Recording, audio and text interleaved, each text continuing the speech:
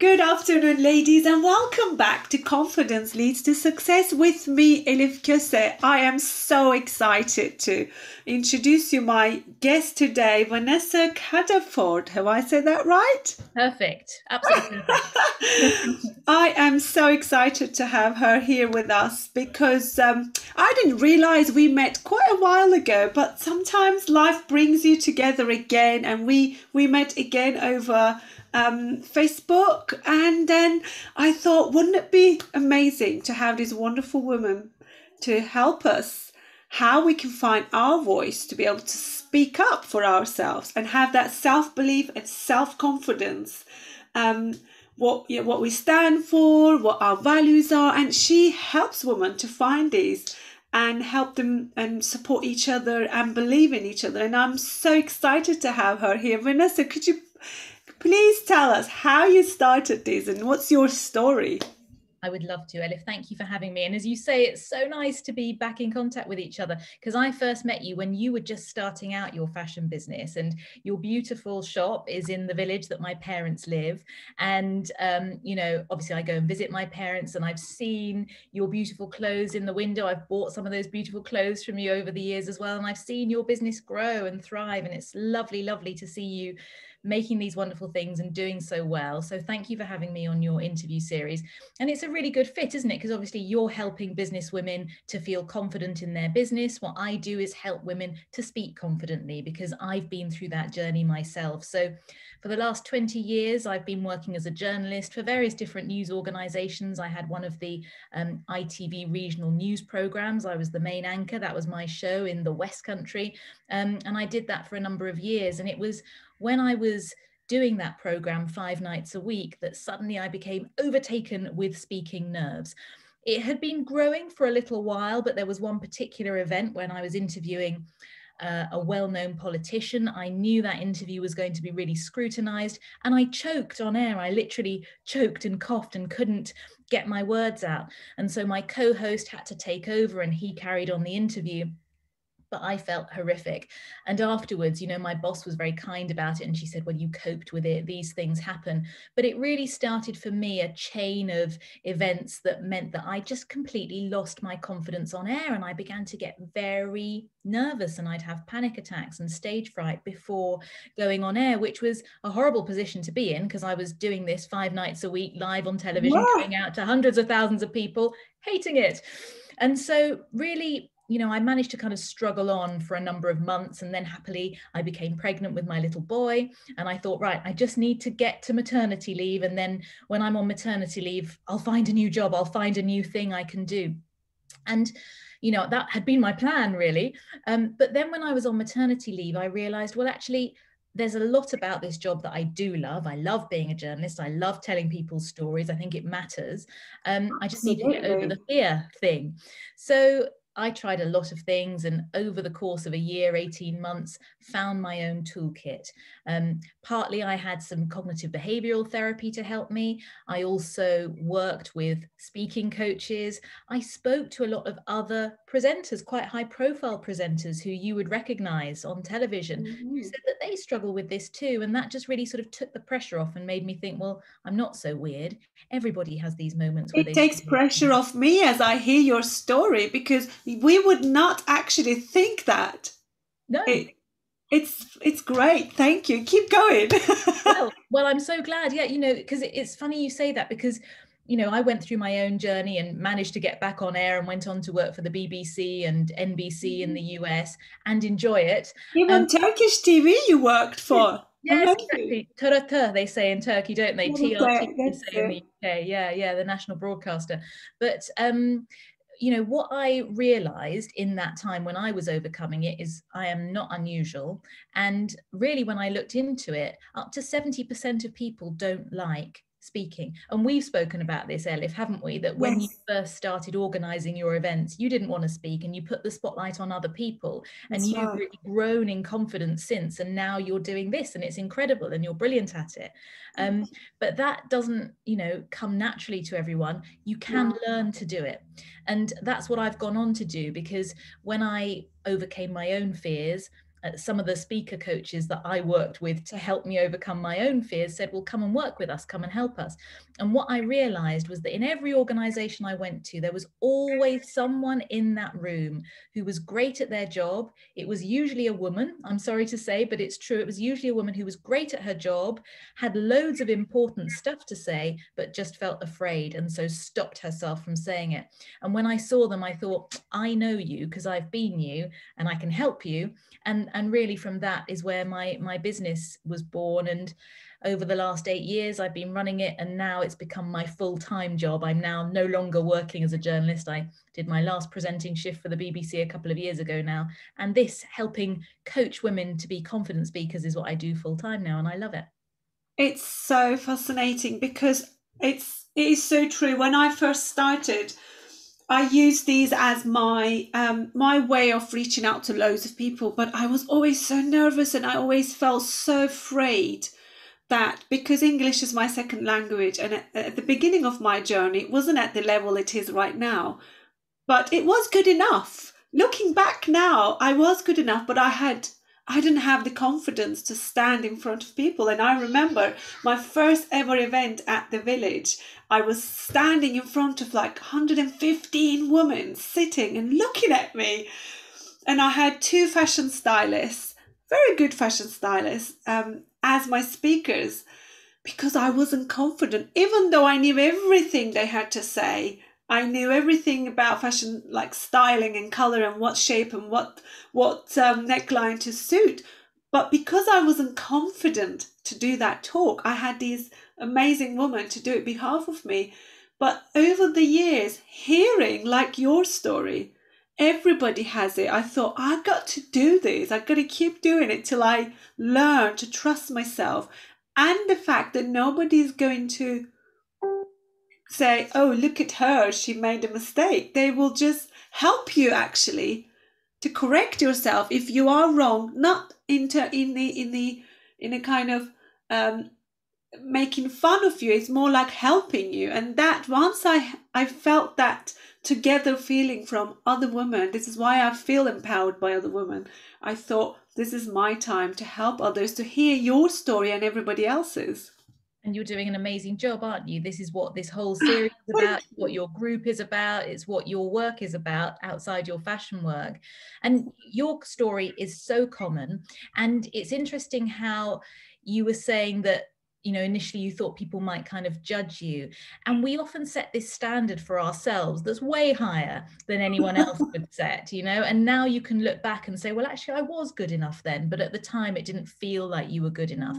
And what we tend to do is subconsciously gather evidence for why we can't do something. It's almost like a tabletop of belief. If you imagine along this table, it says, my English isn't good enough, or I'm not good at speaking in public. And then we gather the table legs under that tabletop without even realizing over time. So you might look at someone else who's a native English speaker and say, I don't speak like that person. There's one bit of evidence for why I can't do it. Or you might say, you know, I don't have a degree in fashion. I've just kind of learned this myself. There's another bit of evidence for why I can't do it. And over time, you gather all this evidence without even realizing you're doing it. And now this belief here is so strong, you can't rock it because it's got so much evidence. But what you've described you've done more recently is the opposite. Gather the evidence for why you can do it. So you've gathered the evidence that says, when I'm honest and I say, well, this feels a bit strange, people are really sympathetic. People actually aren't really noticing all these things. I don't look at people critically when they speak. I just listen to their message. And now you've gathered all these other bits of evidence, and now you truly feel confident. And that really is all that it takes. You've just got to choose what evidence you're going to gather and hold on to. And that's a massive part of what I do. Obviously, it's a lot of speaking technique as well, but it starts with what you believe about yourself. The mindset, that having I think I have always had the growth mindset in my belief. So that always helped me. If I'm not good enough, I can learn it. I always said that. Yeah. And sometimes I've even been described as outspoken sometimes, or she's too sure of herself, too much this, too much that. I think but I always ignored, and I said, oh, that's their opinion and that's none of my business. Yeah. I mean, how can you have too much opinion or be too outspoken, as long as you're not, you know, squashing other Yeah. people, if you're speaking your truth? Again, you know, we judge women by a different measure, and happily this is changing, but the words that we use to describe women who have an opinion and who are strong are words like bossy, outspoken, difficult. Do you remember when our former Prime Minister Theresa May was described as a difficult woman? We wouldn't tend to say he's a difficult man, he's an outspoken man, he's a bossy man. We call them That's powerful, right. strong, whatever. And these are, you know, the language is so important. Again, this is all part of the subconscious beliefs that we build up about ourselves. If you're told that, if you're told you're too outspoken, you can kind of store that away and then start to believe that story. But what I tell my clients is other people's reactions tell us about them in general, not about you. So what is it about that person that they can't handle your opinion, or they can't handle you being strong? It's not about you. That's right. So how could would you be able to give like a little tip to someone who's going through what I was going through, so they don't feel afraid? Yeah. Gosh, so many, where to start? So first of all, the what I was describing about the gathering of evidence, really consciously gather the evidence for why you're great at what you do. So if you think for a moment about the speaking event that you're having to go to, what is it that scares you about that? What's the thought that is kind of at the core of that fear? So you described, Elif, how you used to feel that your language was the barrier.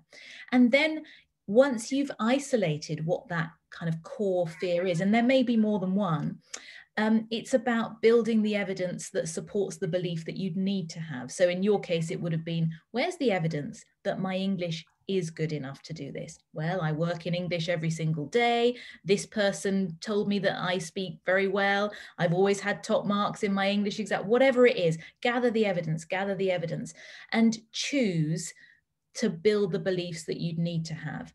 So that's number one. In terms of in the moment, because it's quite common, it's very common to feel that kind of heart rate just before you're about to speak. And there are good reasons for that. It's written into our DNA, because our ancestors who evolved in Africa on the savannas, they were very exposed to harsh environments and to predators. And the ones who survived were the ones who lived in groups and cooperated. And to be excluded from that group really was a death sentence. And so this kind of fear of exclusion, fear of judgment, is an evolutionary advantage that has been passed down to us. We still feel it very strongly, except of course today it's not really a death sentence if you're a bit embarrassed in front of your group. So knowing that that's why you feel like that, and it's a very natural reaction, can be helpful to reframe it for some people. What happens is, because that fear of exclusion is you know, was a dangerous thing to be excluded in those days when our ancestors were evolving, it gets us into a state of fight or flight response. So when we're in fight or flight, we're ready to face the danger. We either want to run away from it, fight it, or avoid it. And you see that with people when they're speaking, they either avoid it, or if they're getting ready to fight or flee, you're getting all these horrible symptoms of the heart racing, the sweaty hands, the dry throat. When we're in that fight or flight response, our prefrontal cortex, which is responsible for memory and thinking, it doesn't work as well, because when you're having to fight or flee from a predator, you don't need to be thinking clearly and speaking beautifully. You just need to be reactive and fighting. So it's the worst possible state to be in that panic situation when you're speaking. It's why you have mind blanks and you forget your words. So really effective then to take that sort of top layer of anxiety off just before is breathing. And we have this fantastic override system, our natural override system for panic, which is our breath. And when you breathe deeply and slowly into your belly, then you're stimulating your vagus nerve, which is the nerve that operates your rest and digest system, if you like. So 5-10 minutes of that deep belly breathing, slowing your breath down, breathing slowly before you go on air, will just get you in a better state. And, you know, don't just save it for when you're about to speak. Do it regularly. If you can do it for 5 minutes in bed every night, then you'll develop what's called good vagal tone. It's like toning a muscle, so that when you need to, Your voice. yeah, Amazing. yeah, you can then access it, that feeling of calm, that much more quickly. And then finally, I'll say one last thing about speaking technique, which is that less is more. What I see most people do when they speak in front of an audience is they try to say too much. They speak too quickly because they're trying to get through it all and remember it all, but they're kind of bamboozling their audience because they're saying too much. We actually find it quite hard to take in a lot of information when we're hearing people speak. Information, dense information, is better conveyed in a document. We want to be sharing ideas when we speak, changing minds, but you don't need lots of data and information and facts to do that. So you're better off keeping it simple. 3 key things is really all you need, and keep it to those few things, because it will actually be more powerful and more persuasive in the long run. I love that. Wow, what golden nuggets you keep sharing. Wow. Gina, when I go to talk, I mean, when I did my first virtual summit, I was so nervous. When I go back and watch my first ever summit, I was talking a bit like this. My voice had gone, and my shoulders usually gets inwards like this when I'm talking, and I was just, and I was cold. Even the house was like 28 degrees. I just felt so hot and cold, head and cold, because I don't know why I was feeling that way, but it's the fear of saying the wrong thing, or not introducing to someone in the right way, and forgetting their name or the pronunciation, or so many things that I just feel. And the moment I change my mindset, especially on these virtual ones, I always thought I can start again. I can say, just sorry, I'm just going to start again, and I can just say it right from the beginning. And I don't see anyone, because I wouldn't make fun of anybody. Why would somebody would do that to me? And I just thought, let it go, Elif. Don't talk to yourself. You wouldn't talk to anybody. So just forgive yourself and love yourself, and that has given me the permission to just be here. And be authentic. And, you know, we make mistakes. That's just normal. That's just life. Just own them and confess, if you like, and say, sorry, I've forgotten my words. Let me start again. Can anyone help me out here? Can anyone remember this name for something that I've forgotten? It's what we do in everyday conversation, and we don't worry about it. It's when we're trying to be so perfect and nothing go wrong, and we've set this bar so high, unreachably high. Because when you're speaking in public, stuff's going to go wrong. You're going to forget something, you know, something's going to fall over, your slides might not work, you'll forget someone's name, something will go wrong. That's the only guarantee. If you own up to it, as you rightly say, people are understanding, and it just also relieves the pressure. You know, once you kind of say, sorry, I've forgotten my words, it's almost like you feel this kind of wave of relief. If you're trying to kind of keep it in, then that's when it feels really kind of unbearably difficult and, you know, nerve-wracking. So I've just got one little question for you. So what is your biggest learning event in life that you took away with you? Gosh, that's a big question. I suppose for me, you know, I got to the point where I'd wanted to be a journalist. I'd, you know, wanted to be a news anchor. And then I thought I couldn't have that thing anymore because the panic was so awful, and I really couldn't see a way out of it at all in that time. And I thought, I have to find a new career. It was before I became a mum. It was, you know, all my identity, who I was bound up in my career. It felt very important to me when I was in my late 20s. And what I've realized is that although that felt horrible at the time, actually it was that difficult thing that's the very thing that's enabled me to create something I love now, something I love more actually than that job. And, you know, I love now working with women who are brilliant at what they do, who have so much to share with the world, and who just have this one little fear. And I say little, it feels big to them, but I know it's little because I know it's surmountable once we do it in the right way. It's the only thing that's holding them back. And then once they get over it, you know, we just see them soar. And I've had people go from taking anti-anxiety medication to speak or never having spoken in public to then doing TED Talks, for example. And I when I was see going that, to say that you now help women to do TED Talks. I would love that.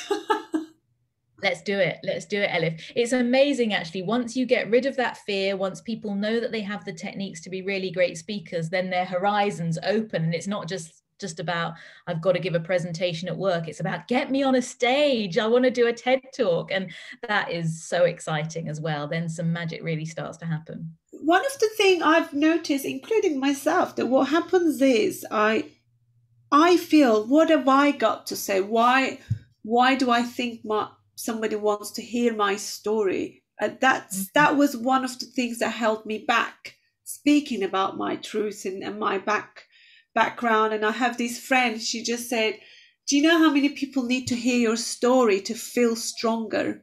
Do you know how many people need to hear that exact story that I had shared, my adversity, and how I turned that into my advantage?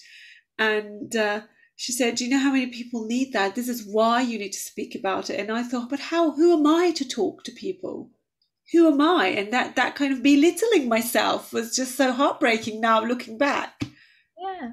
And we love stories. We love stories, don't we? As a child, we love stories. It's how we learn about the world, and how we, you know, understand ourselves is through stories. So your story is incredibly powerful, and the fact that you're sharing it is brilliant.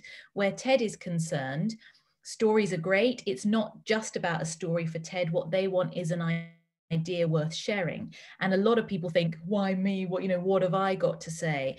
What I would say is so brilliant about TED is it's not about who you are, what you've achieved, your status. It is just about your idea, and anybody can have a great idea that's new, that's different, that's a new perspective. One of my favorite TED Talks is actually by a 10-year-old girl. She gave it 10 years ago, so she's now a grown woman, but at the time she was a 10-year-old girl.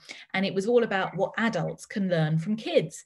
And, you know, it was such a refreshing talk. And she talks about how kids haven't yet given up on their dreams, and they don't have the fears that adults have.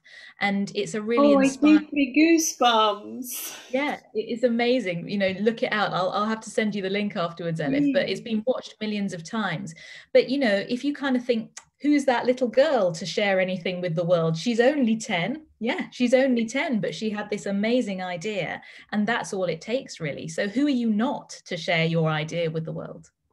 Do you know, I would love to share the story of mine. As you know, I've started my journey as an alteration girl, and I had this tiny kiosk in Rottingdean Village. It's as you can't even swing a cat in there. That's how little it is. And I remember this old lady who lived in Istanbul, both husband and wife, and she just came round and asked me when did I learn how to do sewing, because I didn't go to fashion school. I haven't got a fashion degree. I've got a degree in business, and I just told her the story as it is, which is I used to help my mum make me clothes, because I grew up in a very strict Muslim family, and I wasn't allowed to wear anything that I wanted, even a t-shirt like this. My arms were out, and I was not allowed to wear. So I used to make clothes for my dolls, and they were usually the clothes that I wasn't allowed to wear. And my dad used to go to journeys, like a business journeys, for a day trip or 2 days trip. And my mum would make me mini skirts and dresses so I could wear it when he's not there, because she was my best supporter ever, and she still is. And I remember helping her quickly so I could finish it before my dad comes, so I could wear longer. And I remember telling her story as I was living the moment. And this woman was crying. She thought that was so, like, because she's never experienced that as a woman who grew up in Britain, and she was in her late 70s, and she had lived in Istanbul, and she knew exactly what I went through because she's witnessed it. And I could see her, I just felt so bad. And she said, no, this is the most beautiful story I've ever heard. And it was the truth. And I remember having a big fight with my dad on my prom night because I had a big slit on my long sleeve dress. Because as I walked out the house, everything was fine. As I was walking out the house, opened the door, I opened my leg to get out the door, and he saw my leg, and there was a big fight. Everybody in the block of flat was thinking something bad happened. He was shouting so badly. So my mum had to actually stitch the slit before I left, so my dad wouldn't allow me to go out the house otherwise. And I remember that day so vividly. So I share these stories now just to say, look, this is what I had been through, and now I dress women and I give them choice. They can just dress in whatever they like, whatever color they like. So I share it. I didn't realize how important it was. So I love that what you do, and you help others to do that. And you tell your story beautifully, Elif. I can well understand how that 70-year-old client felt her tears tears prickling in her eyes, because I did when you told that just now. You can feel it and you can empathize with you.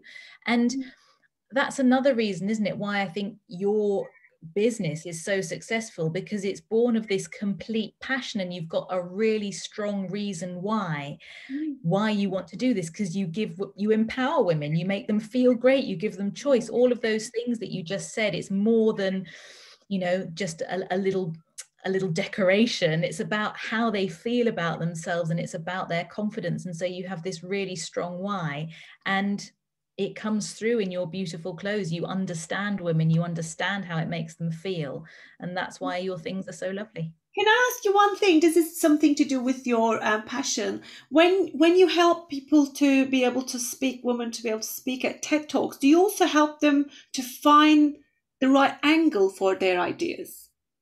Yeah, as well as being able to speak. Yeah, it's a really, really huge part of it, because sometimes TED is about ideas worth sharing. They really want a new angle.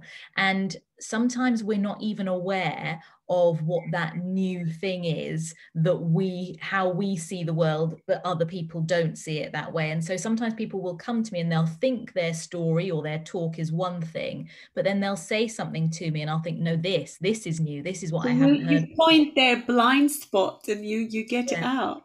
Yeah, amazing. And that's what journalists do, because we're always looking for a new angle, because the same stories come around over and over again, or similar stories. So you're always having to find something new. So yeah, you have to do the same with TED. But I've yet to ever meet anyone who I haven't thought, we can find a new way in here and find some kind of golden nugget. So yeah, it's all doable. It's amazing. Right, I've got one last question for you. What does confidence mean to you? Confidence to me, what does it mean? I think it really means being true to myself, which you might say, well, what does that mean? But making my choices from the point of view of what I want to do, rather than what I feel I should or might be afraid to do. And for example, when I work with women, often they'll have made their career choices based on what keeps them safe, what doesn't expose them to doing things that make them feel afraid, in their cases speaking usually. But by the time we finish working together, they make their career choices on the basis of what they really want to do. And so that, for me, that's confidence, making your choices because of what you want rather than other factors, what you feel you should or what you feel afraid to do. Amazing. Thank you so much, Vanessa. I really enjoyed this. Elif, it's been a pleasure. Thank you so much. And yeah, I think from having heard your story today, we've got to get you on the TED stage. We'll take this offline, but we've got to get the story on the TED stage. I would love that. That's one of my dreams. You might make me the best speaker on there. Thank you. Thank you so much, Vanessa. It's been great having you. It's been really fun. Thanks so much for having me. Wonderful. Thanks.